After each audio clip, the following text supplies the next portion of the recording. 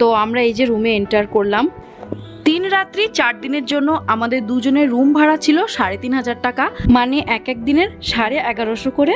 আর of সিজনে আমরা এসেছিলাম তাই একটু সস্তায় হয়েছিল, সিজন অনুযায়ী রেটটা কিন্তু ওঠানামা করবে। আর এই যে বাথরুমে গিজার আছে, যেটা আমরা মন থেকে চাইছিলাম। আসলে 4 ডিগ্রিতে ঠান্ডা জল ব্যবহার করার প্রশ্নই ওঠে না। বাথরুমটা একদম পরিষ্কার পরিচ্ছন্ন, আর যা যা থাকার দরকার সমস্ত কিছুই আছে বাথরুমে। আর এটা হচ্ছে আমাদের নরম বেড। এখানে একটা এলইডি টিভি আছে, তার সঙ্গে একটা চেয়ার এবং একটা টি টেবিলও আছে। বাথরুম সহ রুম একদম নিট অ্যান্ড ক্লিন, পরিষেবাও খুব ভালো। তো আমার তো খুবই পছন্দ হয়েছে। আর এই যে মুখ দেখারও ব্যবস্থা করে দেওয়া হয়েছে। সো ওভারঅল হিল কুইন হোটেলকে আমি 10 আউট অফ 10 দেবো।